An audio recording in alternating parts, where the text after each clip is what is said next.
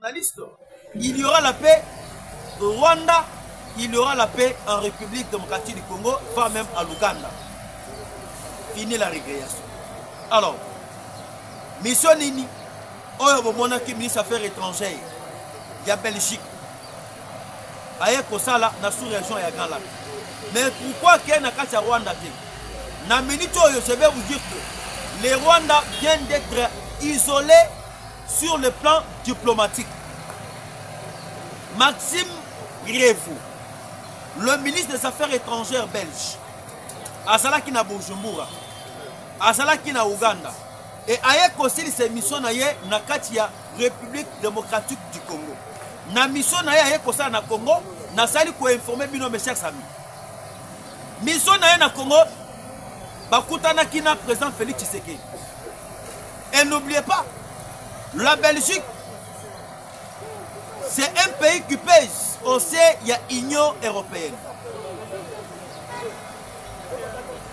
L'Union européenne que vous voyez, c'est Chinabango et Zali Nakatia Belgique. Ba député il y a l'Union européenne. Bango nyo surtout Basse Jaka. Nakatia Belgique. Ba grande décision. Oyo ekoyaka na Union européenne et utaranam d'abord et pas la Belgique.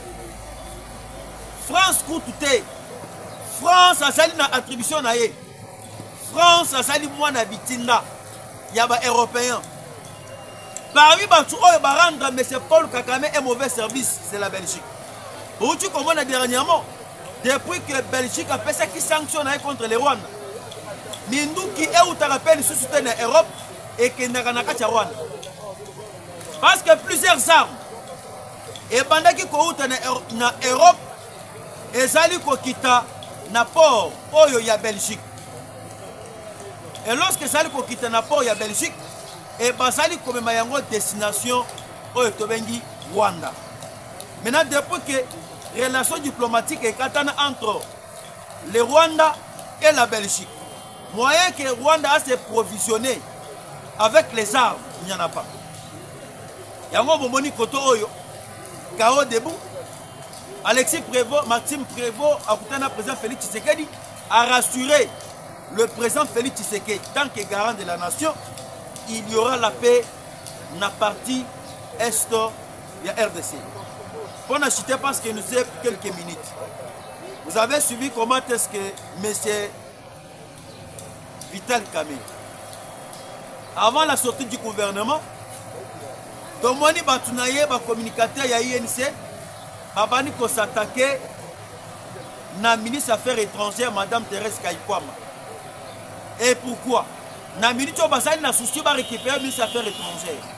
Va prendre que Moutoua a sali Moussala Makasi au sein du gouvernement, il y a qu'à déblonner le régime dictatorial. Le régime, il y a Imatuti, il y a Empire, il y a Rwanda, na Ouganda. Et Zali, ministre des Affaires étrangères, Madame Thérèse Kayikwama. Yango Moboni actuellement avant que le gouvernement ait bima. Batu ya INC bazali ko critiquer Madame Thérèse Kayikwama pour que bango va remplacer Madame Thérèse Kayikwama. Ceux qui va remplacer Madame Thérèse Kayikwama va causer maintenant même mise sur l'administration il y a affaires étrangères pour que baba ne maintenant coincer le gouvernement économique ya union nationale et tu as déjà mission na bango et tu as déjà cop na bango et to sali ko be bino to sali na tango ya kolala te. Tozali na tango ya liso likolo ya liso. Nayebi ke ya koloba ezali mingi ebele sur cette affaire de M. Vital Kamerhe qui cherche à prendre le ministère des Affaires étrangères. C'est une affaire que nous allons aborder dans la deuxième émission à partir de 18h. Restons toujours unis et restons toujours en contact. Je vous remercie. Abonné surtout pour vous message kolanda mwana mboka Moustapha Mafuta na pesi bino ba mbote bino bisika nyonso bozwami na Europe, bozwami na Canada, bozwami na États-Unis, bozwami na Afrique, précisément na Angola, presque bozwami ba mbote na bino ebele bozeli pour vous. Bolanda kamwana mboka président Moustapha Mafuta ne Congo de père et de mère. Tu es sur la situation politique à l'est de la République démocratique du Congo, la situation politique aux États-Unis, au Canada, partout dans le monde, vous continuez à s'abonner, vous continuez à partager, vous continuez à liker, vous continuez à commenter. Par émission, na biso et pour ça la biso malamu mingi. Ande konanga iba congolais. Toko solo la au sujet il y a du président Félix Tshisekedi a que pour ça là aux États-Unis. Qu'est-ce que le président Félix Tshisekedi est en train d'aller faire aux États-Unis du 1er au 2 mai? Le président très attendu dans le salon ovale. Salon ovale, parce que l'entrée en triomphe, il y a moi et Abilaka, entrée en triomphe, il y a fils, il y a Tshisekedi, Wamulumba, Bazo Zelaye au niveau États-Unis, Bande Konanga, Iba Congolais, Bokoyeba, Nini Oyo Ekole Kakuna. À propos, il y a Dul, Obazela Mokonza Mboka, Mutuayambo, Félix Antoine Tshisekedi, Chilombo, puissant, puissant, puissant. Très puissant, Félix Tshisekedi Tshilombo, très attendu. Bon, on a la délégation, on a le number 1 du gouvernement, le meilleur ministre, il y a le gouvernement de l'histoire du Congo. Na Congo, il y a Doudou Fouamba, le Pakebo Excellence. Bon, on a l'œil du chef, l'œil de Félix Tshisekedi Tshilombo, le VP intérieur, le maître Jacquemain Chabani, Moutoua Souki Saba criminel à Ville à Kinshasa. Le meilleur ministre de l'intérieur de l'histoire. À Kozalana Bangokuna.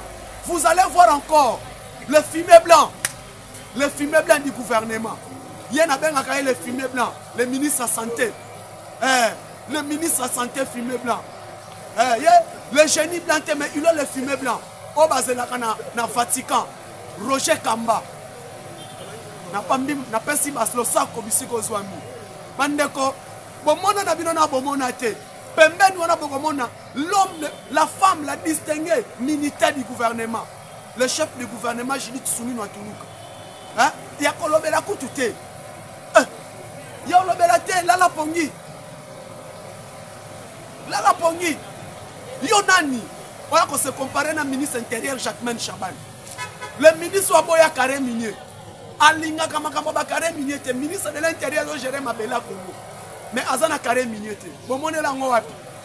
Baignon sur le ministre intérieur de Congo. Oyoka Azana 17 carrés miniers, 35 carrés miniers, 8 carrés miniers. Mais Jacquemain Chabani, Ali Agana Mbongo Motokinae, salaire naye, 0 carré minier.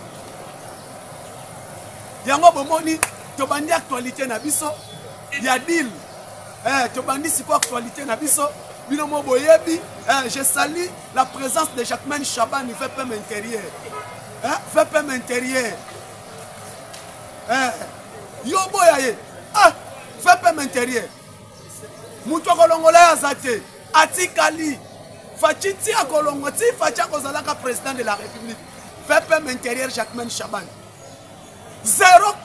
Moutou Boya salité na ville à Kinshasa. Daniel Bumba Lubaki. Kinshasa Zongeni. Kinshasa comme à Dubaï. Avec Daniel Bumba Lubaki. Le meilleur gouverneur. Gouverneur Waboya Bosoto. Tala Banzela Nengazo bétonné Kinshasa. Daniel Bumba Lubaki. Bande Konanga ba Congolais. Les gens ont beaucoup comprendre. Vous allez comprendre pourquoi beaucoup n'apprennent pas S à la fin. Parce que Bill Obatubazela qui le deal très attendu. Baké bacha ba signature. Bacha ba signature parce que elo comme konzambo kabanda ki kozela. Confirmation. Il y a président américain na kombo Donald Trump. Le président des États-Unis Donald Trump oyo alingi azwaki makambo Congo na maboko. Azwaki makambo Congo na maboko. Parce que bato belé o baloba kabaloba baloba. Mais aujourd'hui les gens ont compris que RDC ezo gérer ezo pomba ba opportunité ebele. Ba opportunité ebele eza ke ya ko gagner yango na République démocratique du Congo. Na cadre ya mine. Na cadre ya minerai au Congo azana. Et bato ebele babandaki okende na Rwanda solo na Rwanda kokende pas Kagame. Mais depuis que Félix Tshisekedi est arrivé, le président Félix Tshisekedi, après entamer processus Yadul avec l'Union, avec les États-Unis d'Amérique, par rapport à la stratégie minérale en République démocratique du Congo, Tomonaki Bayambi, madame, la ministre des Affaires étrangères, la Combo Thérèse Kalikwamba, Banner, Baye Koyamba, Olivier Ndungire, le ministre rwandais des Affaires étrangères. Bayamba qui bango wapi na kati ya département d'État américain. Le département d'État américain dirigé par le secrétaire d'État M. Marco Rubio. Le Marco Rubio a joué un rôle de médiation entre les États-Unis, entre le Rwanda et la République démocratique du Congo. M. Rubio, sous l'instruction du président américain Donald Trump, a joué un rôle de médiation afin de ça, les deux pays, le Rwanda et la République démocratique du Congo. Sous les instructions du président Donald Trump, Ayambi président Félix, Ayambi Madame Thérèse Kalikwamba, Ayambi le ministre rwandais des Affaires étrangères, M. Olivier Ndungire. Basololi concernant l'accord. Basololi, face du monde est moni. Le face du monde est moni que Rwanda a signé. Raison pour laquelle ce qui se passe à Dubaï, à Doha, oubliez. Oubliez na makambozo le kana Doha. Na Doha wapi na Qatar. Bisika oyo République démocratique du Congo ezali. Les groupes armés au Bobengi AFC M23, y compris Bomoni Soussou, Senko, SSC, bakena cahier de charge na bango na Dubaï, na Doha. Bakena cahier de charge na bango na Doha, on a bango pe bayamba bango, basolola na bango. Et les gens peuvent comprendre banande boka. Tangu na ebi sakabino, SSC, Senko, baza bien te. Parce que na ebi sabino na bémission, Senko ebi sabiso na SSC. Nani abanaki kofuta ba billet d'avion na bango ya déplacement. Qui payait les billets d'avion? Il y a déplacement na bango. Nzoka ba billet d'avion na bango. Et bando uta na Rwanda. Et bandaki ko uta na Rwanda et bando uta na Kigali. C'est le Rwanda, y compris l'Ouganda, Kenya, l'Angola, qui prenaient en charge ba billet d'avion, il y a ba déplacement, il y a ba évêque, il y a Senko, il y a ba pasteur, il y a SSC, on a ba voyage na bango sur le plan international, na mambetali processus na bango ya négociation. Malheureusement aujourd'hui, nous surtout et Bibi Banda, Kagame qui refusait que les Rwandais basent en RDCD. Kagame qui refusait, il n'y a pas la présence de l'armée rwandaise dans la sol congolaise.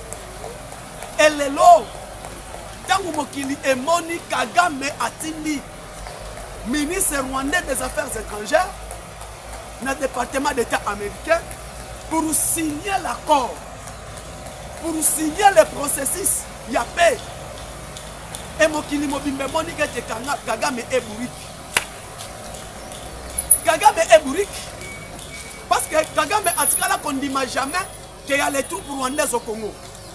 A dit qu'on ne dit jamais qu'il y a présence, il y a armée rwandaise dans la République démocratique du Congo. Et au moment où Tozana Bino Tozoeb Salino, Kagame, ministre rwandais des Affaires étrangères, a signé devant le département d'État américain, devant le sénateur, devant le secrétaire d'État américain, M. Marco Rubio. Et beaucoup constaté Nicolo. Depuis le passage, il y a conseil spécial Donald Trump. Depuis Boulos à l'écart, Kagame a soutenu.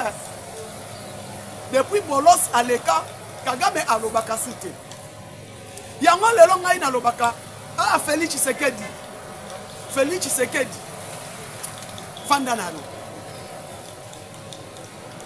depuis aleka bolos Kagame akima media et maman nazona yebisa bino bandeko na ngai lelo oyo eza su ya kolobela te Rwanda du 2 au 5 mai a retiré ma troupe naïe. Du 2 au 5 mai, Kagame, il faut abimisa ma troupe naïe dans la République démocratique du Congo. Parce que c'est fini pour lui. Asou de l'eau pour ça la terre. C'est fini pour lui et c'est fini pour les Rwandais. Yango Bogomona était Paul Kagame, le président rwandais. Amoni alors on va la terre à se soumettre. Il n'a que à dire alléluia amen. Il n'a que andima soit abima na kimia soit au comme la est allié. Il n'a que à respecter l'opportunité au épais s'améliorer. Mais Omoni était à quelques babengi mbang na département d'état américain. Babisi bimisa ba troupe na yo soit babimi soit au comme la est allié. Dans quelques minutes n'a que à retirer tes troupes. La seule congolaise. Il a dit, je suis prêt de retirer tous mes militaires. Naza prêt à retirer mes soldats nangaï. Retirer mes militaires nayo. Parce que c'est trop. Tu as pillé les minéraux du Congo. On pillé les minéraux RDC. Nyonso ozui na kati ya Congo. Alors, biso to ebisio retirer mes militaires nayo et koki. Oyo ozwa ki n'importe Kabila Zalaki président et koki. Oyo siko ezake l'Amérique qui vient au Congo.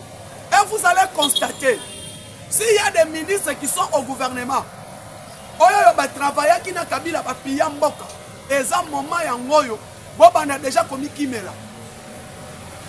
So que eza na ba conseiller ba na présidence. Oyo bo piya bo liba. C'est le moment bo préparer, bo proposer, bo profiter de l'opportunité bo mi kimela. Parce que la liste, il y a CIA américain. Pour na bateau bazar, bavivaka na bakop, na bakare minier, tout consort là, ezali na table. Il y a Félix Tshisekedi. Le CIA américain a remis toute une liste à Félix Tshisekedi. Que conseiller Oyo, y était. Yango moni, même ba conseiller, même ba ministre, même ba Timousous, doyebite. Qu'est-ce qui va arriver? Congolais, je vous dis aujourd'hui, l'air est grave, l'air a sonné. Le président Tshisekedi dure avec les Américains. Bon, l'andate au Batubazoloba, appuyé, à Kabimboka, à Pessimboka, pas américain, à Komisimboka, américain. Nyonso o ekoloba maboti kabaloba. Ezanango, le dos de la cuillère. Au dos de la cuillère. Nous venons, nous donnons les actualités, nous parlons sur Tshisekedi. Lelo Oyo, Mboka Nabiso ezalaki agressé plus de combien d'années passées? Combien d'années passées au Rwanda, Azwaka minéré ya Congo? Oyo Rwanda apiyaka Congo, personne n'en parle. Aujourd'hui, le président Tshisekedi est arrivé. C'est le président Tshisekedi qui dit non. Na minéré ya Congo ebimaka ekendaka. Na ndenga pillage. C'est grâce à Félix Tshisekedi. Le président Tshisekedi Moutalobi, pas question. Na ko négocier nananité, pas question avec les M23. Si je peux parler, je parle directement avec Akili. Et lelo Paul Kagame Oyo, Amikmona qui homme fort, tant pis pour lui. Mokili Bobimba est moni. Que Moutou aye na paix, Moutou lungi kimia, Moutou lingi développement, Moutou lingi to travailler sur le plan crédible, c'est Félix Tshisekedi. Et raison pour laquelle Donald Trump a compris. C'est deal, et deal on a encore raté. Et première, Boros Mining, il y a déjà na Congo. Il y a un grand firme américain qui vient déjà au niveau Kalemi. Yango Moni était félicitations na mwana mboka Félix Tshisekedi na ndenge anomela biso Gilles Alingete ah ndenge anoma ye Gilles Alingete l'homme du moment oto bengaka muto apoya corruption muto yo anoma après ko boya ba contrat Sicomine après qu'on découvre ba contrat Sicomine ya ba détournement le président Tshisekedi a nommé Gilles Alingete comme l'inspecteur général chef de service na 2020 ou 2021 tout le monde a combination ya Gilles Alingete batu ba critiquer nomination ya Gilles Alingete. Il y a les gens qui appelaient Gilles Alingete sénégalais. Il y a des gens qui ont appelé Gilles Alingete camerounais, guinéens même les autres. Mais le président Félix Tshisekedi a coûté Gilles Alingete inspecteur Nakatia IGF. A coûté inspecteur Nakatia IGF. Il fut ancien conseiller à ma premier ministre Moussous. Aujourd'hui, Gilles Alingete est arrivé. Il a été nommé inspecteur général chef de service. Après sa nomination, à sali étude, à sali couverture de base. J'appelle ça couverture de base. Après mener sa couverture de base, il a fait l'étude du milieu. Gilles Alingete veut maintenant sauver la République. Avec fouille financièrement. Patrouille financière. Les patrouilles financières, tu étudies la patrouille financière, nous avons, il a mis en place contrôle a priori et contrôle a posteriori. Le contrôle a priori et le contrôle a posteriori. À l'année, les régies financières, les 3 régies financières. À l'année, il y a l'État. Tu as découvert, l'IGF a découvert, il y a 94 000 agents de l'État.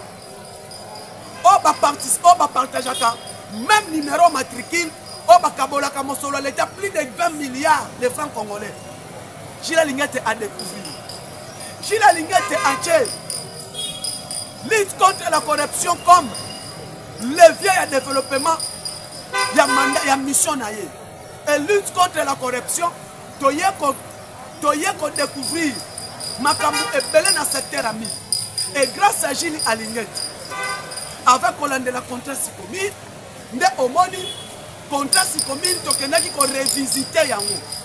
C'est qui? C'est cet homme de Gilles Alingete. Moi, dans mobile oyo, l'inspecteur général chef de service congolais de père et de mère. Moi, dans ma indom, aïe a été droiture, l'inspection générale de la finance. A été orientation, a vu pas mon kondiamboka. A été yango na carte l'inspection générale chef de service. Raison pour laquelle besoin mon temps. Comme il faut combattre Gilles Alingete Belé. Dans l'Assemblée nationale, il y a des gens qui disent déjà président Félix Tshisekedi a zong sa IGF dans le ministère de la Finance. Là, nous disons non. Jamais le ministère de la Finance est pour contrôler IGF.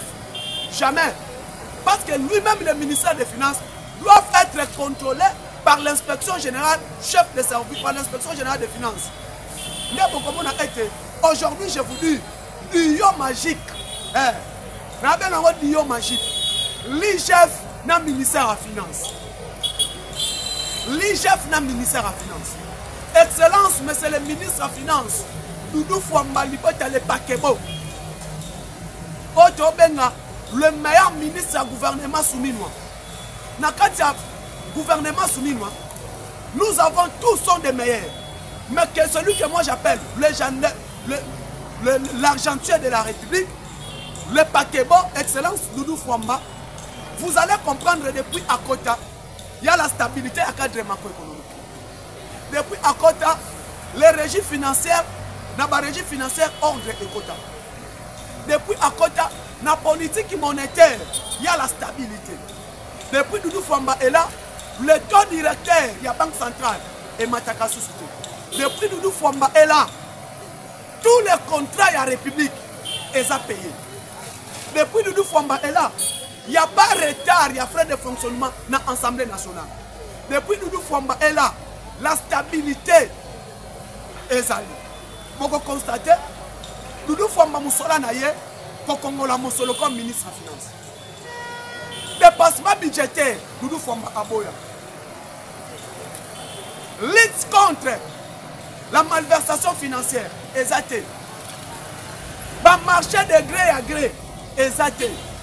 ordre ya passation des marchés eza respecté grâce ya nani grâce ya son excellence monsieur le ministre des finances oyo tobengaka mofinuku ya Kisangani moto abukaka Kisangani oyo yo président de la république atuna ye Doudou Fwamba okozala candidat to nini parce que Kisangani oyo niveau ezosanza boyoma l'accueil il y a le fils de Dieu comme l'entrée de Jérusalem de Jésus-Christ à Jérusalem.